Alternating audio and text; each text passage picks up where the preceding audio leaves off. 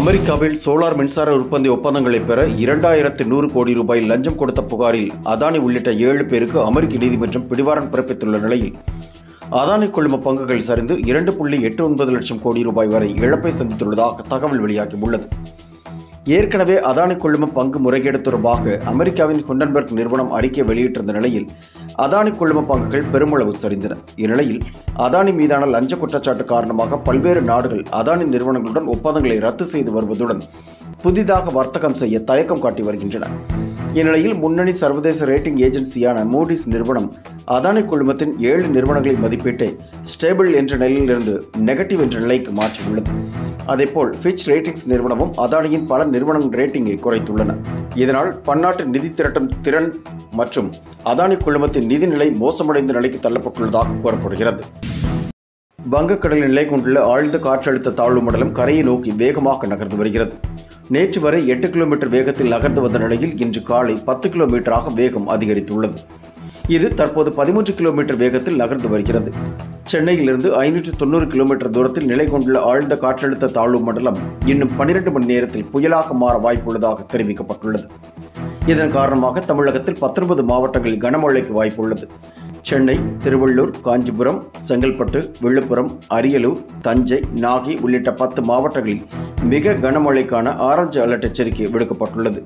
ராணிப்பேட்டை, திருவண்ணாமலை, கள்ளக்குறிச்சி, பெரம்பலூர், திருச்சி, சிவகங்கை, ராமநாதபுரம் ஆகிய மாவட்டங்களில் கனமழைக்கு வாய்ப்புள்ளதாகவும் தெரிவிக்கப்பட்டுள்ளது.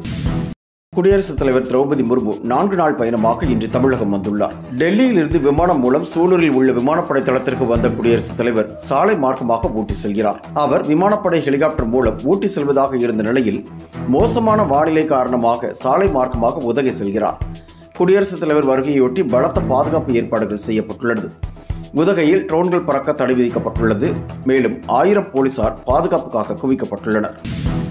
துணை முதல்வரும் திமுக இளைஞரணி செயலாளருமான உதயநிதி ஸ்டாலின் தனது 47வது பிறந்த நாளை ஒட்டி முதலமைச்சரும் தனது தந்தையுமான மு.க. ஸ்டாலின், தாயார் துர்கா ஸ்டாலின் ஆகியோரை சந்தித்து வாழ்த்து பெற்றார்.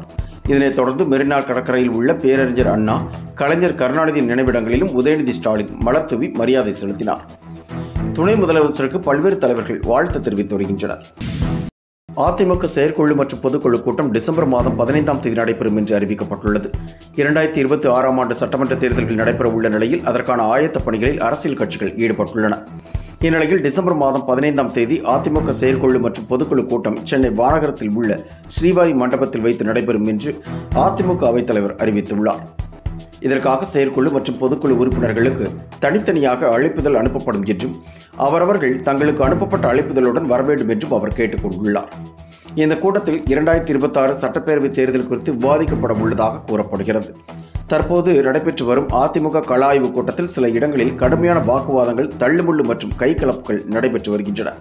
இந்நிலையில் அதிமுக பொதுக்குழு செயற்குழு கூட்டம் நடைபெற இருக்கிறது.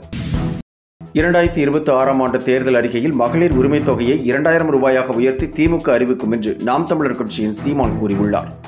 தேர்தலின் போதுதான் தனது ஆட்டத்தை பார்க்கப் போகிறீர்கள் என்று கூறிய அவர் அப்போது தனது ஆட்டத்தை அனைவரும் பார்ப்பார்கள் என்று காட்டமாக தெரிவித்தார். தமிழகத்தில் 1900 கோடி ரூபாய் மதிப்பிலான அரிசி ரேஷன் கடைகளில் சிந்துவதாகவும் இதனை பற்றி யாருமே பேசவில்லை என்றும் சீமான் ஆதங்கப்பட்டார். மகாராஷ்டிராவில் தேர்தல் முடிவுகள் அறிவிக்கப்பட்டு 4 நாட்களாகியும் முதலமைச்சர் யார் என்பது குறித்து அறிவிப்பு வெளியாகாமல் இருப்பதால் அங்கு அரசியல் களம் தொடர்ந்து பரபரப்பாக காணப்படுகிறது. முதலமைச்சர் தேர்வு குறித்து பாஜக, ஷிண்டே, சிவசேனா இடையே கடும் போட்டி நிலவி வருகிறது. எந்த பிரச்சனையுமின்றி முதலமைச்சரை தேர்வு செய்வதால் காலதாமதம் ஏற்படுவதாக பாஜக வட்டாரங்கள் தெரிவிக்கின்றன. எனினும் எந்த நேரத்திலும் அறிவிப்பு வெளியாகும் என்று கூறப்படுகிறது. இதனிடையே ஜார்க்கண்டில் ஹேமந்த் சோரன் நாளை மீண்டும் முதலமைச்சராக பதவியேற்க உள்ளார்.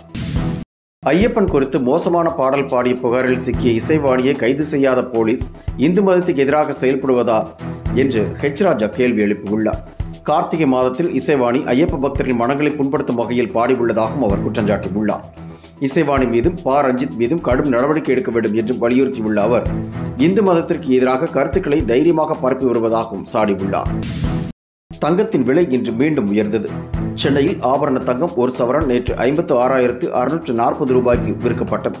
இன்று 200 ரூபாய் உயர்ந்து சவரன் 56,840 ரூபாய்க்கு விற்பனையாகிறது. கிராமுக்கு 25 ரூபாய் குறைந்து 7,105 ரூபாய்க்கு விற்பனையாகிறது. கடந்த வாரத்தில் ஏறுமுகத்தில் இருந்த தங்கம் இந்த வாரம் இறங்குமுகத்தில் இருந்த நிலையில் இன்று மீண்டும் அதிகரித்துள்ளது. இதனால் தங்கம் வாங்கும் ஆர்வம் கொண்டவர்களும் அதில் முதலீடு செய்பவர்களும் அதிர்ச்சி அடைந்துள்ளனர். மை இந்தியா 24/7 முக்கிய செய்திகளை உடனுக்குடன் தெரிந்து கொள்ள உடனே சப்ஸ்கிரைப் பண்ணுங்க, பெல் பட்டனை பிரஸ் பண்ணுங்க. என்றும் உங்களுடன் மை இந்தியா.